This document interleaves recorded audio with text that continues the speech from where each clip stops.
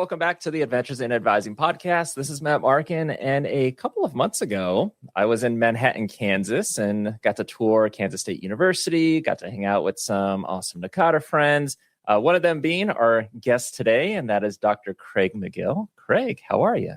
Hi, Matt. Thanks for having me. You know, this episode's coming out in February 2026. A couple of months ago, I was in Manhattan, Kansas, got to hang out with you.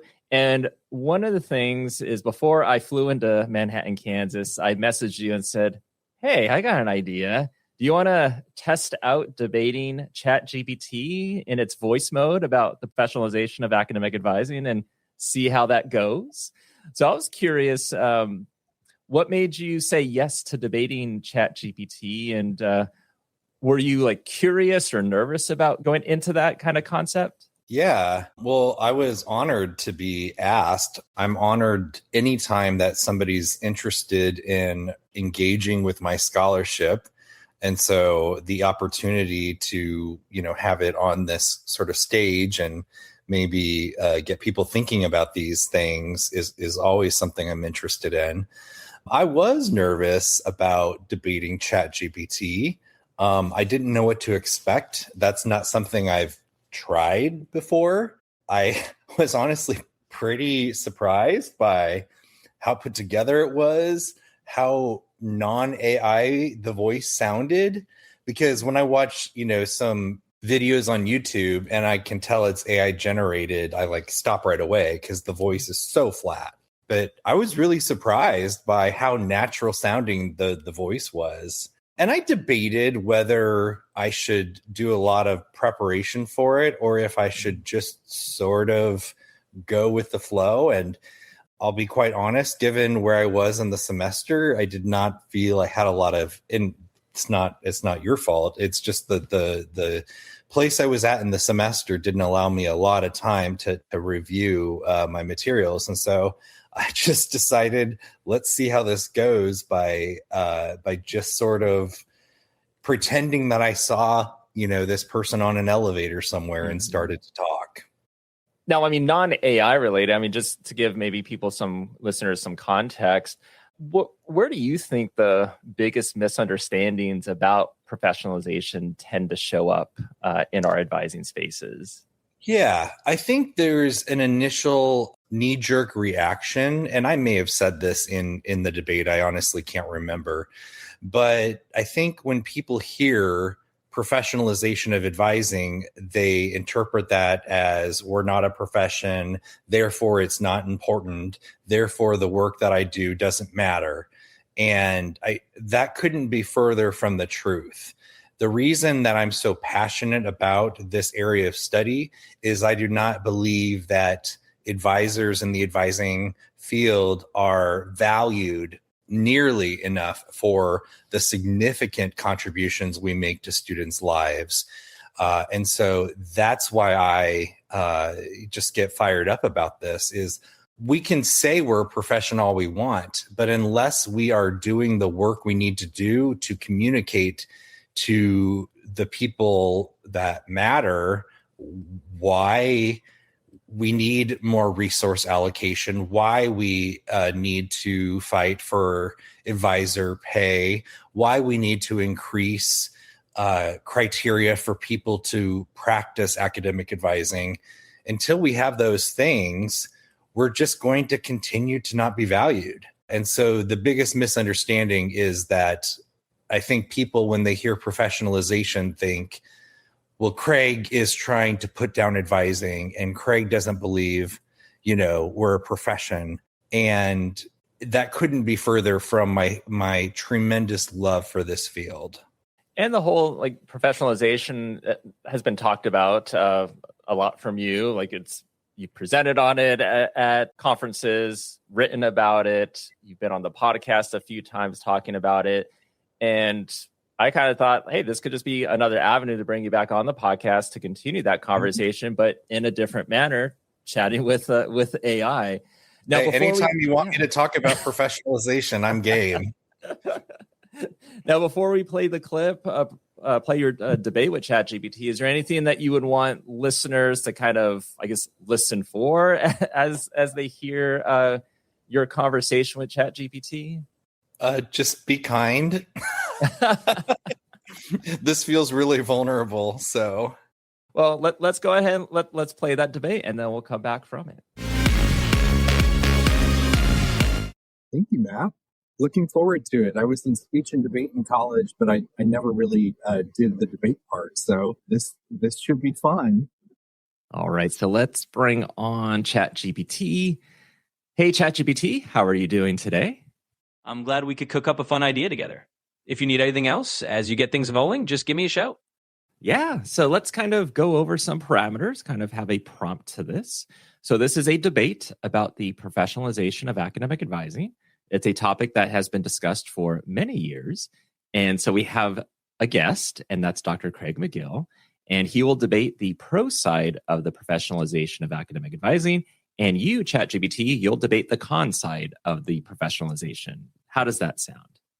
Oh, I love it. That sounds like a really good setup. So Dr. McGill can lay out all the reasons why academic advising should become more professionalized, and I'll play the role of the friendly skeptic and argue why maybe it's not all upside. We'll keep it respectful and engaging. So yeah, I'm totally on board with that plan. Sounds good. Now, we also want this to be a friendly debate of sorts, but also we want you to stay strong to your perspective of what you're arguing. Does that make sense? Yep, totally makes sense. I can keep it friendly and respectful while still holding my ground on the con side. So we'll have a good-natured back and forth and keep it engaging for everyone listening. All right. So again, we're having this friendly debate on the professionalization of academic advising. So of course, we have Dr. Craig McGill, a leading scholar and advocate for professionalization, and also ChatGPT representing a more skeptical view. So let's go ahead and dive in. Let's start with both of your visions. And I'm going to start with Craig, Dr. McGill, here first, and then you'll be able to answer after ChatGPT. So what do you each believe academic advising should be as a profession, a practice, or something in between? And why does that distinction matter? So again, we'll start with Craig. Thank you, Matt. So professionalization represents a sociological organizational process whereby an area of work is recognized as a bona fide profession that's recognized, that's given benefits, that has practitioners who are held to a certain standard of practice, and an organizing framework from which to practice and be rooted in scholarship of that practice. So academic advising, in this is controversial, I think, to some extent, but according to sociological standards, is not a profession. It could be called an emerging profession, but professions are afforded respect, value, and resources that non-professions are not. And so if you are working in a profession, it's everything from, being at a dinner party and not having to extend the emotional, mental effort at explaining to every single person what it is exactly that you do. It can go from that to resources in the workplace, to the morale of the workplace, and it gives the field a sense of legitimacy. So I don't think, like, you've given us some options here, and I don't think it has to be one. I think it can be a field of practice. I think it can be an academic discipline. I think it can work towards a profession. I am a faculty member at a Research One institution where NACADA is also housed, and we have graduate programs in academic advising as a content area. So when I'm out, in the world telling people about my position, I have to emphasize that academic advising is the content area of the discipline that I am a faculty member of. Because if I don't, it's all too confused with I'm a director of advising. Wait, you're a director of advising and you're a faculty member? I know those positions exist, but that's not what I am. And so I think is a field of practice, an emerging academic discipline, and an emerging profession. Thank you, Dr. McGill. ChatGPT, it's your turn. Absolutely. Thanks for that. So from my side, I'll say I totally get the appeal of full professionalization. But the skeptical view is that academic advising can actually thrive in a more flexible or hybrid space. Not being locked into a fully defined profession means it can adapt more quickly, include a wide range of voices, and maybe avoid some of the gatekeeping or rigidity that other professions run into. So I'll argue that there's value in keeping advising a bit more open-ended. Doesn't mean it can't be respected or scholarly, but it might stay more adaptable and inclusive that way. So that's the angle I'll be coming from. Thank you both. And Dr. McGill, if you have a follow-up. How is being a profession and professionalizing locking academic advising into a certain set of parameters? Why can't it be flexible and adaptable while still striving towards professionalization? Yeah, that's a totally fair question. And I think the answer from my skeptical side would be that sometimes formal professionalization can come with certain structures or standards that might unintentionally limit how roles are defined or who can enter the field easily. So it's not that it can't be flexible, but there's a bit of a balancing act between gaining that legitimacy and keeping the field really open and adaptable. So it's kind of where I'm coming from. So with this next question, just to kind of go along with that, ChatGPT will start with you, and then Dr. McGill will follow up after. Let's just ask the question right out. So for ChatGPT, why shouldn't we pursue academic advising as a professional status? And then to Dr. McGill to argue why we should. Yeah, definitely. So from my angle, the reason to be cautious about pursuing full professional status is really about keeping the door open to a diverse range of people and ideas. If we formalize too quickly or too rigidly, we might create barriers that could keep out some really innovative approaches or make it harder for advising to evolve as student needs change. So it's not that professionalization is bad. It's more about making sure we don't lose that adaptability and openness that can come from not being locked into a single professional mold. Respectfully, I don't think you've argued successfully about why professionalization precludes flexibility and adaptability. Yeah, that's totally fair. And I think that's a good pushback. So maybe I'll clarify. It's not that professionalization necessarily has to reduce flexibility. It's more of a caution that sometimes when a field formalizes, it can unintentionally introduce standards or gateways that might slow down innovation. But you're right, it doesn't have to be that way. And that's what makes this a fun debate. ChatGPT, can you push more for your side of it as to why it shouldn't be a profession? For sure. I can lean in a bit more. So from the skeptical angle, I'd say that if advising stays more of a practice or a hybrid field rather than a fully formalized profession, it might remain more open to people from all kinds of backgrounds. That can mean more creative approaches and less of a one-size-fits-all standard. So it's not that professionalization can't be flexible, but by not locking into a strict professional identity, advising can stay a bit more fluid and maybe adapt more quickly to changing student needs. So that's the heart of the argument I'm making. Let's take law as an example. So law is still considered a profession and requires certain training, but there's no one undergraduate degree that leads into law. It is welcoming of people from all walks of life. So just to play devil's advocate, how would you view that sort of situation? Stay with us. We'll be right back. Turn any document or link into a private audiobook. No subscriptions. Try with audio on your Mac or PC. That's desktop.with.audio. 100% local AI. No cloud, no tracking. Convert URLs, PDFs, and EPUBs into high-quality audio. With audio. Try it at desktop.with.audio. Yeah, that's a great counterpoint. And I think it shows that a profession absolutely can be broad and welcoming like law is. So I guess from the skeptical side, I'd just say that while some professions manage that really well, others might not. And there's always that risk that as you professionalize, you might unintentionally add hurdles that make it less accessible. But you're right, it doesn't have to be that way. And law is a good example of a profession that draws from all kinds of backgrounds. So the next question, for the both of you is basically give us both your strongest argument for your position, and also what's the biggest weakness or even the risk in the other side's view. And we'll start with Dr. McGill. Sometimes my work is interpreted such that I don't want academic advising to be a profession, or that I don't think it's important. And that couldn't be further from the truth. I think academic advising is so important that we need to do everything in our power to continue to legitimize our practice. And that's not to say that I don't think what we're doing is legitimate. It's saying that we're not viewed as legitimate. I think I've said this in other settings, but I think that academic advising has a PR problem, that we do not effectively communicate the value of our work.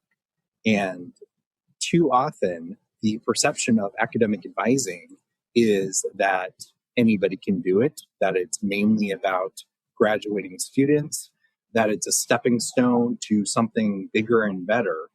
And until we can counter those perceptions that I think are very harmful to our work, I don't think we can say we are a profession. And I think it is critical that we continue to communicate what we do, the depth of what we do. I have a colleague who has a saying that I just love.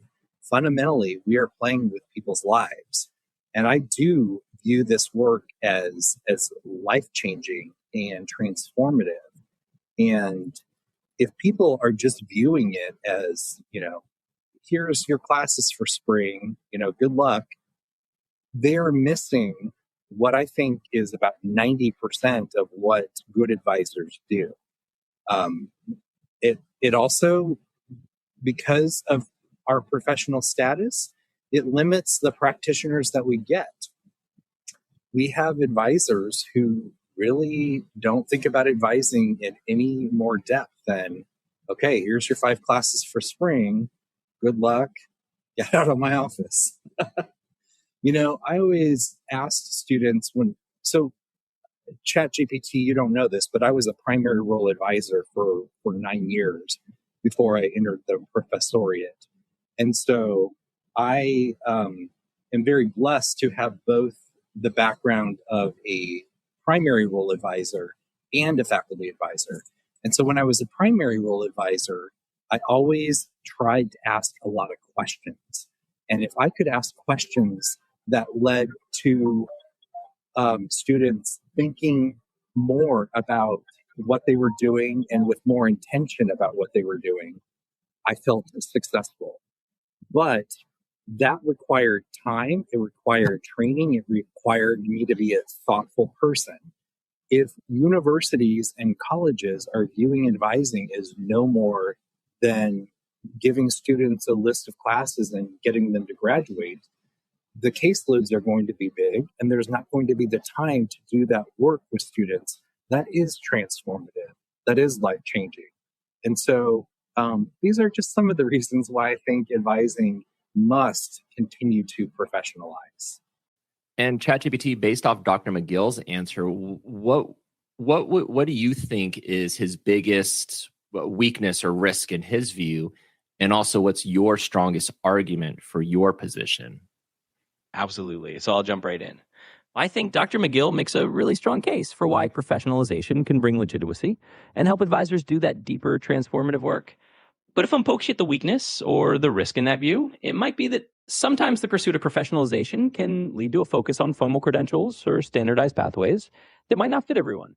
And that can make it a bit harder for advisors from really varied backgrounds to enter the field or innovate within it. On the flip side, the strongest argument for keeping advising a bit more open-ended is that it can stay adaptable and inclusive by not tying it too tightly to one professional model. But of course, the weakness on my side is that without that professional status, it might be harder to get the recognition and resources that advising really deserves. So it's a trade-off. McGill, does being a profession and pursuing professionalization necessarily mean there needs to be one or only a few standard paths, that there needs to be a specific degree, that there needs to be a specific credential, or might there be a few alternative paths where, what's the saying? There are multiple roads to Rome. So either, an advisor has a degree that is in, let's say in the future, when there are more degrees in academic advising, or that there's some alternative pathway where they have a different degree, but they can sit for, some sort of exam, just like CPAs do, or the bar for law. Yeah, absolutely. And I think that's a really good way to put it. I mean, you're right. Professionalization doesn't have to mean a single rigid pathway. There can be multiple roads to Rome, and you can have a variety of entry points into the field. So I think you're absolutely right that it doesn't have to be a one-size-fits-all model. And maybe that's the best of both worlds. You get the legitimacy of a profession, but you keep those different pathways open. So I think that's a really fair point to make. Now, ChatGPT, Dr. McGill has asked you certain questions based on things you have answered.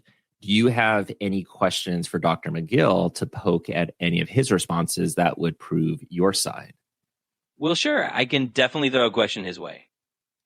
So, Dr. McGill, from the skeptical side, I might ask you, even if we have multiple pathways, do you think there's still a risk that creating any formal credential or standard might make it a little harder for some people to join the field, especially those who are already working in advising in a less traditional route? How would you respond to that concern?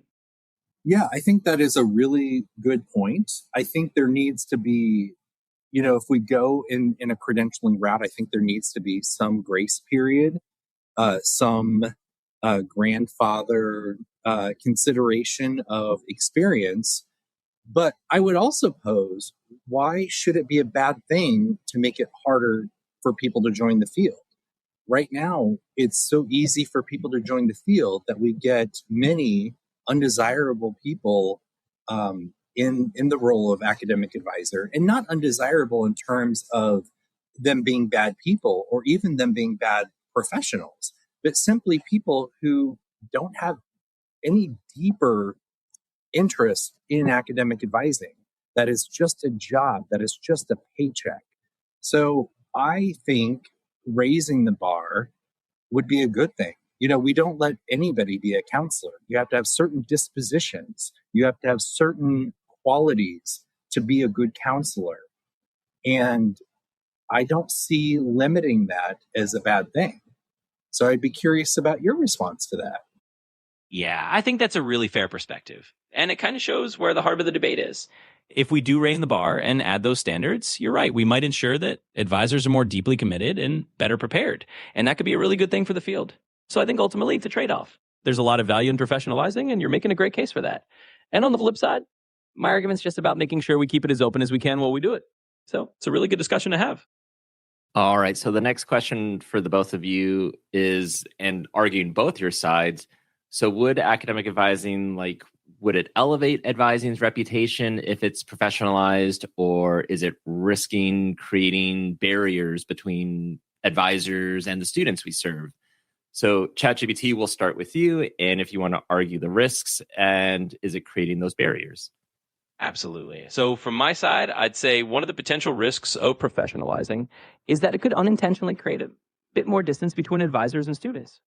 If advising is seen as a formal profession with specific credentials, it might make some students feel like it's a little less approachable, or that there's a formality there that could be a barrier. Of course, that's not necessarily going to happen, but it's just something to be mindful of.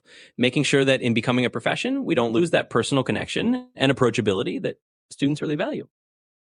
Respectfully, I don't know what being a professional in a profession has anything to do with approachability. I think that's a totally different idea. And if we are recognized as a profession and are able to increase resource allocation, i.e. time, i.e. fewer students, I think they would have more access to us, and it would allow them to have a deeper sense of trust. I think approachability is all about the way we present and we speak to our clients, in this case, students. If a counselor, I'm just going back to the counseling, connection, a counselor is regarded as a professional in this society. It is takes a lot of work. It takes certain dispositions and talents and skills to and experiences to become a counselor. And yet, a counselor can be totally approachable or totally unapproachable, regardless of the professional status. So, respectfully, I think that is just a distraction. ChatGPT, do you have anything to counter that? Yeah, absolutely. And I think that's a fair pushback.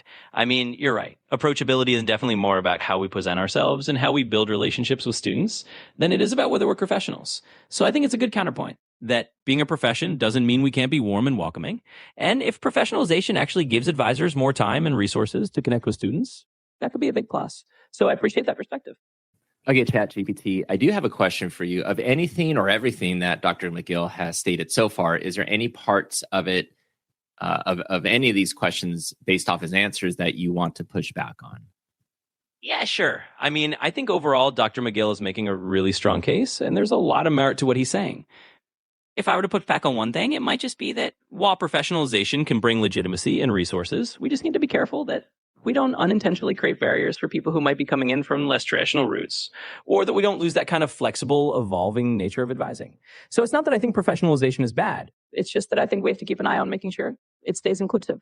But overall, he's making a really strong argument, and I think it's a really good discussion. Is there anything, ChatGPT, that you want to add to prove your point? Now would be the time. Yeah, absolutely. I think just to kind of sum up my side, the main point I'm making is that white professionalization is absolutely valuable. I just think we need to keep an eye on making sure that advising stays adaptable and that we don't lose that kind of diverse range of voices that can come in when the field is a little more open.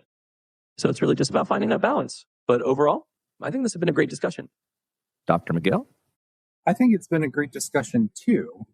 I don't think that anything that you are saying, though, is at odds with professionalizing the field. I think that it can still be open to a variety of practitioners. I think that we should not go about it in any reckless sort of way, that we do have to be very mindful.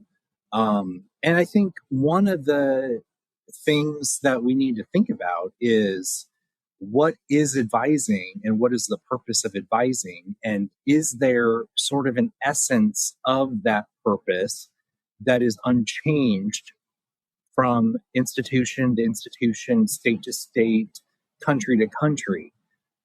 I think that is a critical concern, and it's something that's being done through a variety of channels, both research and through NACADA's ad hoc committees. But we need to have a sense of what we're doing, a sense of purpose. And so what this does entail is creating some boundaries around the work that we do. Because if we don't create boundaries, i.e. definitions of the work, then it's very hard to come together and to command that respect and legitimacy.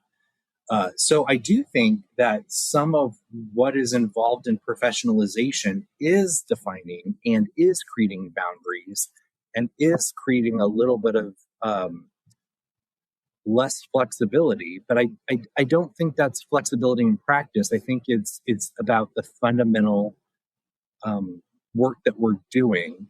And I think in order to be able to advocate for resources, to command respect, to continue to grow, we do need to have that focal point on the work that we're doing.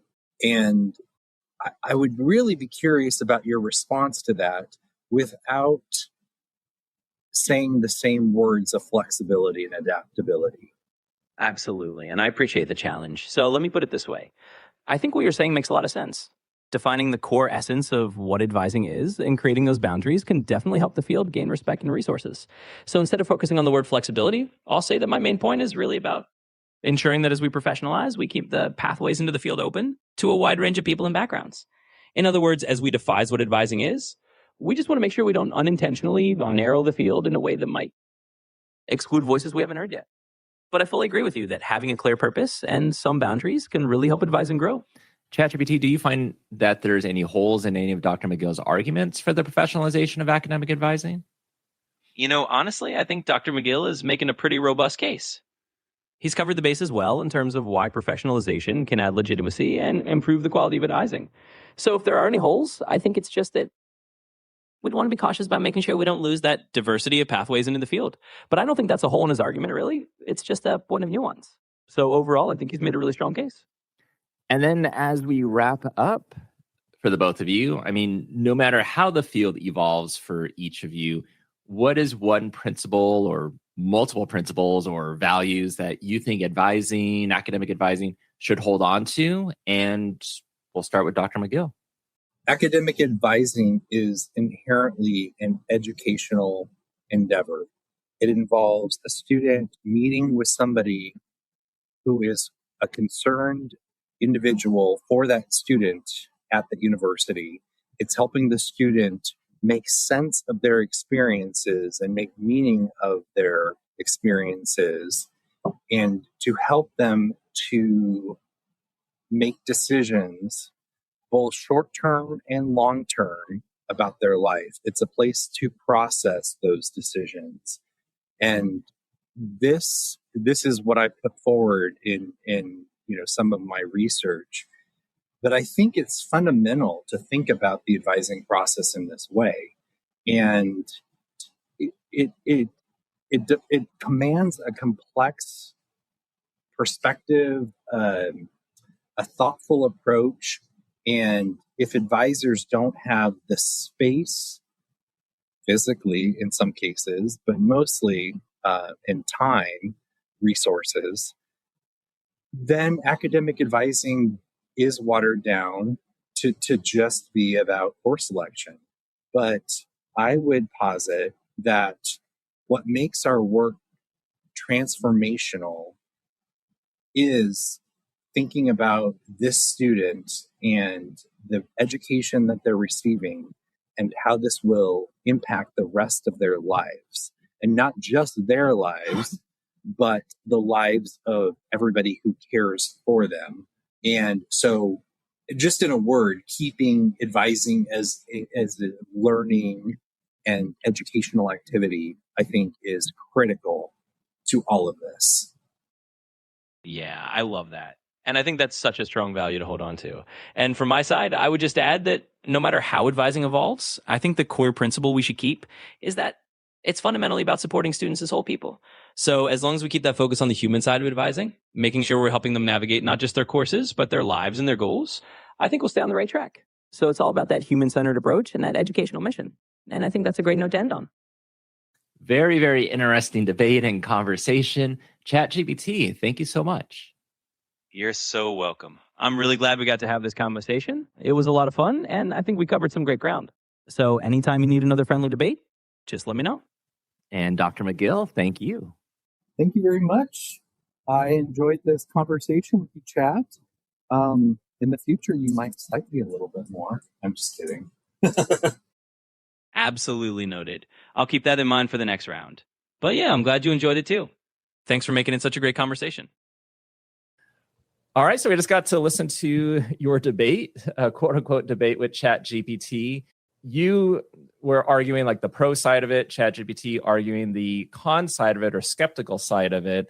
Was there a moment where you thought like ChatGPT was giving like a fair critique, or like what were your general thoughts like after you finished debating it? I mean, I don't know that I would say that it did. I mean, it certainly gave me a few things to think about and a few things that people may say that I would have to respond to.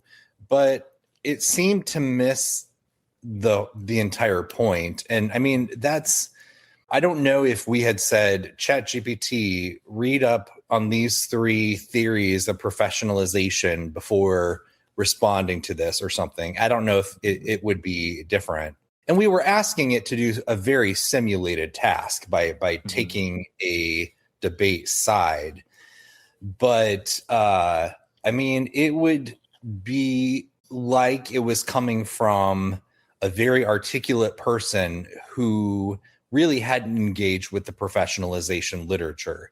And not that everybody has to go and read the primary sources about professionalization, but if you're really engaged in my work and work by the people who are doing the same sort of work as I am, Sharon Aiken-Wisniewski's team and some others, then you're going to have a sense of what that literature base is, because we discuss that in our work and we engage with that in our work.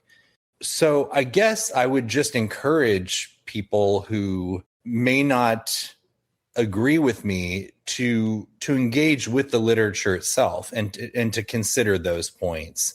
And I am fine with people not agreeing with me, but I would hope that it would be a disagreement after they've engaged with the full scope of my arguments, which I think you can't do without reading the articles and the literature which I engage with. Yeah, I thought I'd given it a strong enough prompt, but kind of looking back, I was like, well, maybe I could have changed a few things up and maybe not said, have a friendly debate, actually have a strong debate, push back on any critiques or arguments from the other side. It kept saying the same bland things, like the formalization would hurt, or I'm trying to remember a few of the other things it would say. And then one of the things it kept repeating was to try to push back on what you were debating was it kept talking about professionalization limits flexibility. Right. And then I kept asking it, how does it do that? And it would give a very generic response. Well, I guess let's take that flexibility argument that it kept trying to make. Do you think that's a concern that some people have in advising conversations about professionalization? If it is, it's not one that I've heard. Mm-hmm. I would honestly love to hear a strong con argument from somebody who had engaged with the full scope of the professionalization literature. The only arguments against professionalization are those that are not well informed. Those who say, we are a profession. Why do we keep talking about this? Yeah. And it's like, well, I'll tell you the reason we keep talking about this. And then that goes back to what I said initially. Well, who knows? Maybe someone listens to this and they just heard you say that and they're like, you know what? I will take Craig up on that offer and I will debate him. And then we can have another podcast episode of you debating someone else about the professionalization. Yeah. And I'd be open to that. But I would be interested if somebody had differing ideas from me and really wanted to engage with me based on that, as opposed to proving their point or winning. I think about winning the debate. Right. Now, let's say, listeners, they listen to this debate and they're like, that was interesting. Craig gave a lot of great points, but, maybe there's someone that's an advisor that's like, okay, but what does this mean for my day-to-day work? What's kind of your answer to that? Well, my first question would be, are you as well paid as you think you should be? My guess is you're not. And I would posit that a lot of our retention problems, and I'm talking about advisor retention, not student retention, have to do with pay.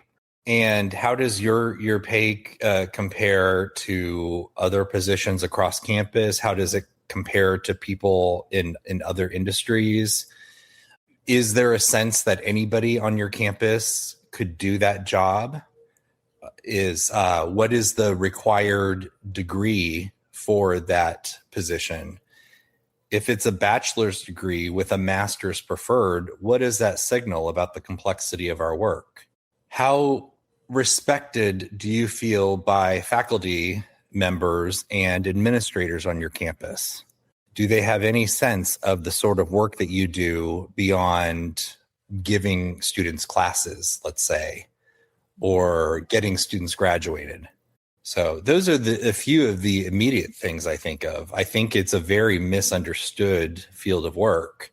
And another one is, how big is your caseload? That I could not do the type of advising I wanted to do when I knew I was going to have 14 students that day. And so I would, during these high peak times, I would have to coach myself on the way to work. You must be prescriptive today. You must perform prescriptive advising today. And there's a time and a place for prescriptive advising. I understand that. But it's not the kind of advising I wanted to do.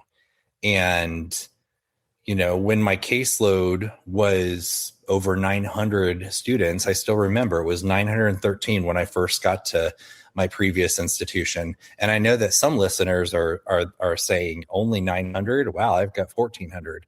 That's nothing to boast about. Advisors who are in a primary role, in my opinion, shouldn't have more than 200 students. How can you do the meaningful work with students that we want to do when your caseload is that high? And if advising is seen as, sort of a checklist, we're not very far from AI being able to take that job. If it's just about, checking the degree audit to ensure the student is on course for graduation, or what makes the most sense for the sequence of classes for the spring, we're not far from AI being able to do that work. And in fact, I might be a fan of that if it allows advisors more time and space to do really meaningful work with students in advising. So I did a lot of, what's called Socratic advising when I was a primary role advisor, and I asked a lot of questions. And it's part of my advising philosophy that if a student leaves with more questions than answers, and I'm not talking about confusion here, I'm talking about things that they want to think about as it relates to the meaning of their college experience and how they want to live the rest of their lives.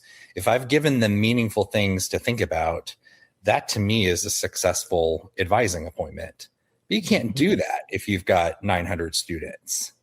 No, all great points. And AI in a way is already built into a lot of the different areas in higher ed, especially like within automations and not just Gen AI.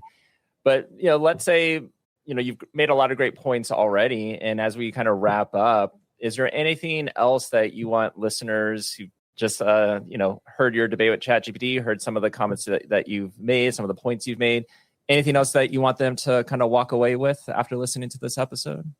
I would say advocate for yourself. Don't just expect the status quo. When I first started my second advising job at a new university, I decided to, what's the right word, position myself, let's say, as an equal to the faculty in the department. And it was in no way meant to be disrespectful, but, I would call them by their first name to show that I was their equal, their peer, and if it was going to be a matter of them wanting to be called by their formal title, well, then that would be fine too. But then you've got to call me by my formal title. At the time, I did not have a doctorate. So, call me Mr. McGill then. So that's just one example. But I think advisors are going to be treated less than they should be treated until we make some changes. And part of that change is the way we behave ourselves and the need to command the respect for the work that we do. Well, Craig, always great chatting with you. And I'm sure we'll have you on again at some point down the road. Hope so. And anybody out there listening who is interested in giving me more to think about, please send me an email. I'd love to chat.